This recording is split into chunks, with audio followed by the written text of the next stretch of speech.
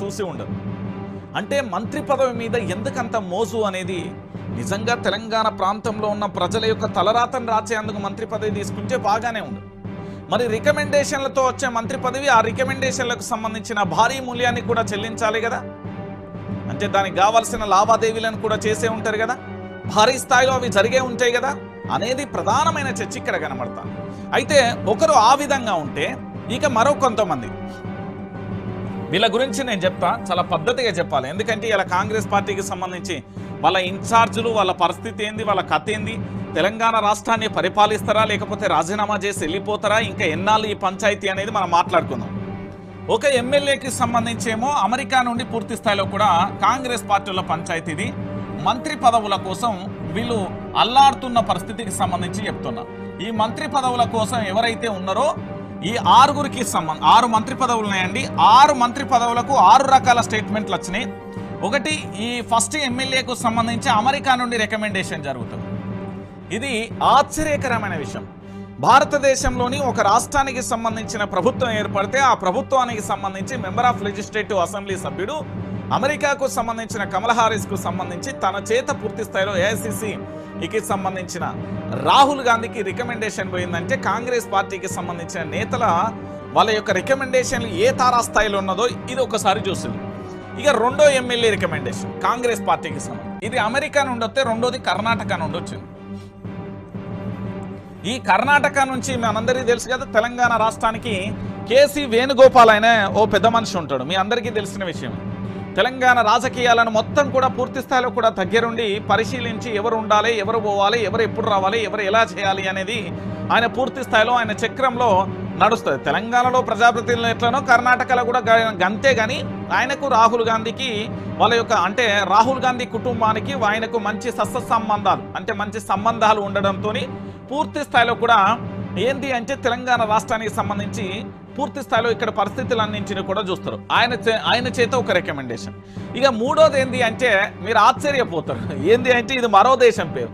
ఇది పూర్తి స్థాయిలో కూడా కెనడా నుంచి రికమెండేషన్ వస్తుంది మంత్రి పదవి కోసం. ఇవన్నీ ఏది అంటే భారతదేశ ఎల్లలు దాటి పూర్తి స్థాయిలో తెలంగాణ రాష్ట్రంలో ఉన్న 6 మంత్రి పదవుల కోసం ఇది కెనడా నుంచి పూర్తి స్థాయిలో రాహుల్ గాంధీ గారికి రికమెండేషన్ వస్తుంది.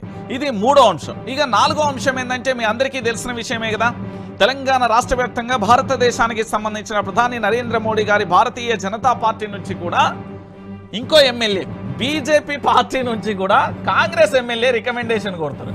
ఐదరారు ఇది ప్రధాని నరేంద్ర మోడీ త్రూ అనుకోవచ్చా, లేకపోతే ఆయన పేరేం పేరు పూర్తి స్థాయిలో పారిశ్రామికవేత్త, ఇది పార్లమెంట్లో రచ్చ జరుగుతుంది కదా, ఆయనకు సంబంధించి మొన్న ఈడీ దాడులు జరిగినప్పుడు కూడా పూర్తి స్థాయిలో పొంగులేటి శ్రీనివాస్ రెడ్డి ఆయనను కలిసిండు. పూర్తి స్థాయిలో కలిసిన తర్వాత నేను నమస్తేనే వచ్చిన లిఫ్ట్ కాడ కలిసిన, అంతకు మించి ఏమీ లేదని చెప్తారు కదా, గదే పంచాయతీ బీజేపీ నుంచి రికమెండేషన్ జరిగింది. 4 ఆయనకు. ఇక 5 ఆయన పరిస్థితి ఏంది తెలుసా, నేను ఎలాగూ రేవంత్ రెడ్డి టీమే, అవునన్నా కాదన్నా నీ మంత్రి పదవి నానే, ఈయన అయితే కాసుకొని కూకున్నాడు ఓ పెద్ద మనిషి. 5వ పర్సన్ ఈయన ఒక్కడే రేవంత్ రెడ్డిని నమ్ముకొని ఉన్నాడు. రేవంత్ రెడ్డి పూర్తి స్థాయిలో కూడా ఆయన నాకు పూర్తి స్థాయిలో మంత్రి పదవి ఇస్తాడు అంటూ ఆయన నమ్ముకున్న పరిస్థితి. ఇక 6వ ఆయన పరిస్థితి ఏంటంటే తెలంగాణ ఇన్ఛార్జిని నమ్ముకున్నాడు. ఆయన గతంలో ఉన్న వాళ్ళు కావచ్చు, ఇప్పటి కావచ్చు, ఎవరైనా కావచ్చు, తెలంగాణ ఇన్ఛార్జికి సంబంధించి వీళ్ళు నమ్ముకున్నారు. అంటే కాంగ్రెస్ పార్టీలో ఉన్న 6 మంత్రి పదవుల కోసం ఏ విధంగా రచ్చ కొనసాగుతుంది అని చెప్పడానికి ఒక ప్రధానంగా కూడా ఈ ఎపిసోడ్ను చూడొచ్చు. ఎందుకు నేను ఈ విషయాన్ని చెప్తున్నానంటే తెలంగాణ ప్రాంత ప్రజలరా, ఈరోజు తెలంగాణ రాష్ట్ర వ్యాప్తంగా కూడా పంచాయతీ ఏ స్థాయిలో ఉన్నది, ఎట్లున్నది అని చెప్పడానికి ఒక సజీవమైన సాక్ష్యం. అంటే కేవలం మంత్రి పదవుల కోసం వీళ్ళు అమెరికా నుంచి కూడా రికమెండేషన్ చేసుకుంటారా, ఇతర దేశాల నుంచి, ఇతర రాష్ట్రాల నుంచి పూర్తి స్థాయిలో కేవలం మంత్రి పదవుల కోసమే రికమెండేషన్ చేసుకుంటున్న పరిస్థితి కనబడతాను. సో మొత్తానికి 6 మంత్రి పదవుల కోసం పంచాయతీ ఏ తారాస్థాయిలో ఉన్నదో మీరు చూసిరు. సో రికమెండేషన్లు ఎక్కడి నుండి వచ్చినాయో చూసారు. ఈ తర్వాత ఇంకొక టాపిక్ ఏంటంటే మన మంత్రులు ఉన్నారు కదా, తెలంగాణ మంత్రులు, మన మంత్రుల మధ్య పచ్చిగడ్డ ఎత్తే బగ్గుమంటున్న పరిస్థితి కనబడతాం. సరే ఒక్కొక్కటి ఒక్కొక్క కథ, ఒక్కొక్కటి ఒక్కొక్క అంశం, దాన్ని చూసే ప్రయత్నం చేద్దాం. మొట్టమొదటిసారిగా తెలంగాణ రాష్ట్రానికి సంబంధించి ఏంది అంటే పూర్తి స్థాయిలో బట్టి విక్రమార్క గారి పంచాయతీ. నేనే నెక్స్ట్ ముఖ్యమంత్రి నేనే కావాలి, పూర్తి స్థాయిలో నా పాదయాత్రతోనే తెలంగాణలో కాంగ్రెస్ పార్టీ అధికారంలోకి వచ్చింది అని ఒక భ్రమలో ఉన్న మంత్రి ఎవరన్నా ఉంటారంటే బట్టి విక్రమార్క గారు. సో ఈ విషయాన్ని మీరు అందరూ కూడా గుర్తుపెట్టుకోవాలి. బట్టి విక్రమార్క గారికి సంబంధించి నెంబర్ 2 అంటే పూర్తి స్థాయిలో పర్సంటేజీ అనే ఒక ఆరోపణతోని పక్కకు జరిపింది. దాని తర్వాత పొంగులేటి శ్రీనివాసరెడ్డి గారికి సంబంధించి ఈ పొంగులేటి శ్రీనివాసరెడ్డి గారి పంచాయతీ ఏంటన్నా, పూర్తి స్థాయిలో నేనే నెంబర్ 2 అంటే ఏకంగా ఎమ్మెల్యేలకు సంబంధించిన అనురుద్ధ ఆధ్వర్యంలో 10 మంది ఎమ్మెల్యేలు పూర్తి స్థాయిలో కూడా రెవెన్యూ శాఖలో భారీగా అవినీతి జరుగుతుంది, దానికి సంబంధించిన ఆధారాలన్నీ నా దగ్గర ఉన్నాయంటూ ఏకంగా తెలంగాణ రాష్ట్రానికి ఇన్ఛార్జికి సంబంధించి ఫైలే పట్టుకొని వెళ్ళిన పరిస్థితి కనబడుతుంది. సో నెంబర్ 2 కూడా అవుట్. ఇక మూడోది ఉత్తమన్న. ఇక ఉత్తమన్న ఎంత అమాయకుడు అంటే పాపం ఉత్తమన్న పూర్తి స్థాయిలో నిజానికి ఒక మాట చెప్పాలి, ఏ మాటకు ఆ మాట చెప్పాలి. ఉత్తమ్ కుమార్ రెడ్డికి సంబంధించి ఆయన సీఎం సీటు కావాలంటే ఈ క్షణం అంటే అధిష్టానం ఇస్తుంది. అయినా కూడా ఆయన ప్రభుత్వంలోనే ఒక మంత్రిగా బాధ్యతలను పూర్తి స్థాయిలో నిర్వర్తిస్తున్న ఒక బాధ్యత కలిగిన మంత్రిగానే ఉండిపోయాడు, అమాయకుడు అయిపోయాడు.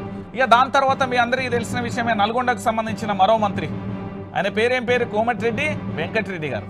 ఇక కోమటిరెడ్డి వెంకటరెడ్డి గారికి సంబంధించి పూర్తి స్థాయిలో ఆయన పరిస్థితి ఏంది, ఏం కథ, నేనే తెలంగాణ రాష్ట్రానికి సంబంధించి పిసిసి అధ్యక్షుని కావాలని రకరకాలుగా రచ్చ చేసిన వ్యక్తి ఈ వ్యక్తి. తర్వాత ఆఖరికి రేవంత్ రెడ్డికి మద్దతు తెలిపిండు, ముఖ్యమంత్రి రేవంత్ రెడ్డికి వచ్చింది. ఆ తర్వాత పూర్తి స్థాయిలో కూడా జరిగిన పరిస్థితులను మనం చూసాం. కాంగ్రెస్ పార్టీలో పూర్తి స్థాయిలో మంత్రి పదవితోనే ఆయన సైలెంట్ అయిపోయిన పరిస్థితి కనబడుతుంది. ఇక అప్పుడప్పుడు ఘాటు విమర్శలు చేస్తాడు, ఇక ఏదో జరుగుతుంది ఏదో కథ అంటారు. ఈయన ఎస్ఎల్బీసీకి సంబంధించి నా వల్లనే ఎస్ఎల్బీసీకి సంబంధించి పనులు జరుగుతున్నాయి అన్నారు. ఎస్ఎల్బీలో ఇప్పటి వరకు చనిపోయిన వారి ఆచూకీ లేదు. ఎంత దరిద్రం అంటే తెలంగాణలో ఇప్పటి వరకు కూడా ప్రాణాలు పోయిన పక్క రాష్ట్రాలకు సంబంధించిన వ్యక్తుల ఆచూకీ గల్లంతైందంటే ఇంతకంటే దరిద్రం ఇంకోట్లేదు. ఇది ఈయన మూటగట్టుకున్న పరిస్థితి. ఇక ఏది ఈ మన కొండా సురేఖ, ఈ సురేఖకు సంబంధించి పూర్తి స్థాయిలో పరిస్థితి ఏంటంటే అనేక రకాలుగా సోషల్ మీడియాలో కాంట్రవర్సీకి కేర్ ఆఫ్ అడ్రస్గా మారిపోతుంది. ఒకసారి ఇన్స్టా లైవ్లకు సంబంధించి వాళ్ళ కుటుంబ సభ్యులకు సంబంధించిన దావత్ విషయంలో, ఆ తర్వాత పూర్తి స్థాయిలో కూడా వాళ్ళ ఏది అక్క కొడుకు అల్లుడు కొడుకు ఎరవ నాటికల్లో పూర్తి స్థాయిలో కూడా ఉద్యోగం కావాలనే వీడియో వైరల్ కావడం, ఆడియో వైరల్ కావడం, ఇలా పూర్తి స్థాయిలో కాంట్రవర్సీకి కేర్ ఆఫ్ అడ్రస్గా మారిపోయింది మన కొండా సురేఖ. ఇక మిగిలింది ఎవరు, సీతక్క. ఇక సీతక్కకు సంబంధించి పెద్ద చెప్పని అవసరం లేదు. మొట్టమొదటిసారిగా మంత్రి పదవిలోకి రాగానే ఇసుక మాఫియా అంటూ పూర్తి స్థాయిలో కూడా ఆరోపణలు ఎదుర్కొన్నది.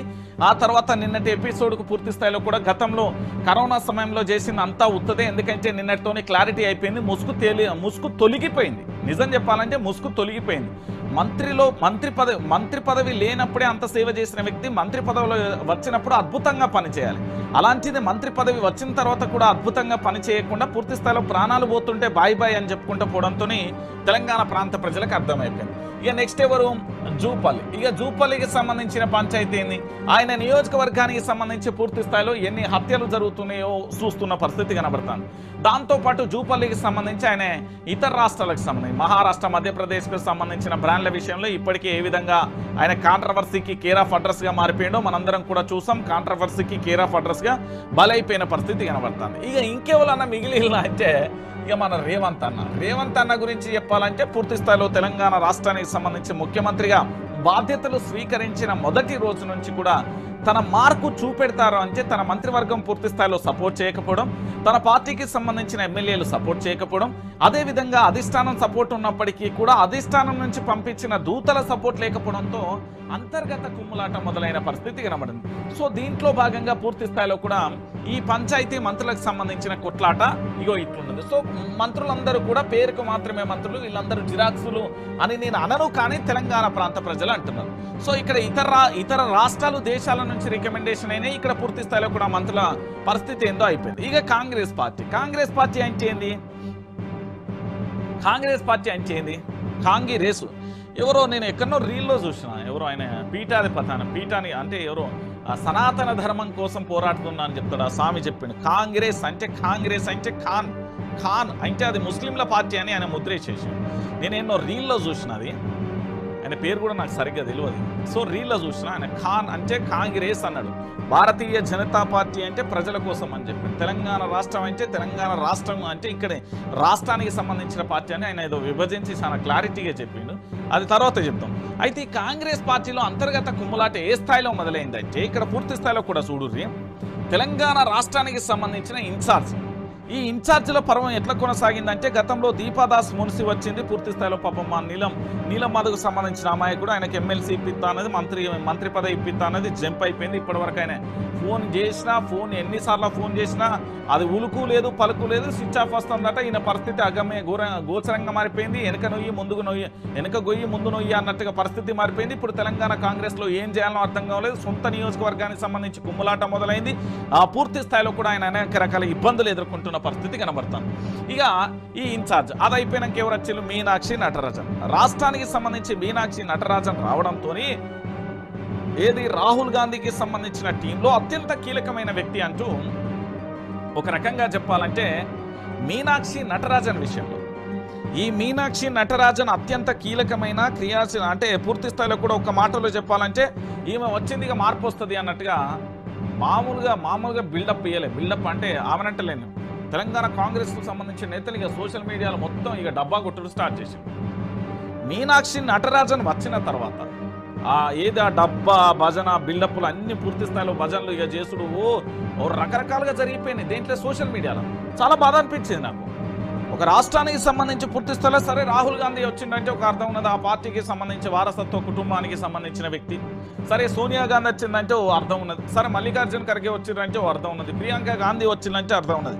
అంటే ఇంతకుముందున్న ఇన్ఛార్జీలకు ఇప్పుడున్న ఇన్ఛార్జికి ఏంది? కాంగ్రెస్ పార్టీని గాడిలో పెట్టాలి. తెలంగాణ రాష్ట్రానికి సంబంధించిన కాంగ్రెస్ పార్టీ ఏదైతే ఉన్నదో ఆ కాంగ్రెస్ పార్టీని పూర్తి స్థాయిలో గాడిలో పెట్టాలి. ఇన్ఛార్జ్ అంటే దేనికి ఇన్ఛార్జ్? పార్టీకి ఇన్ఛార్జ్, ఆమె ప్రభుత్వానికి ఇన్ఛార్జిగా. వీళ్ళు ఏం చేసిందంటే ఒక గవర్నర్ వచ్చినట్టుగా రిసీవ్ చేసుకుంటారు, లేకపోతే ఒక కేంద్ర మంత్రి వచ్చినట్టుగా రిసీవ్ చేసుకుంటారు. ఊరిని ప్రభుత్వం అంతా పోయి అక్కడ మోకరిల్తుంది. ఎంత ఇజ్జత్ పోయే పని, ఎంత ఘోరం ఇది, ఎంత అన్యాయమైనట్టు అయిపోయింది. సరే మొత్తానికి మేడం రంగంలోకి దిగింది. వచ్చిన తర్వాత ఇక సమీక్షలు అన్నది సమావేశాలు అన్నది పూర్తి స్థాయిలో ఆడంబరాలు అంటే నాకు ఇష్టం ఉండదు, మీరు రకరకాలుగా చేయొద్దంటూ రకరకాల హుకుంలు జారీ చేసింది. అన్నీ అయిపోయింది.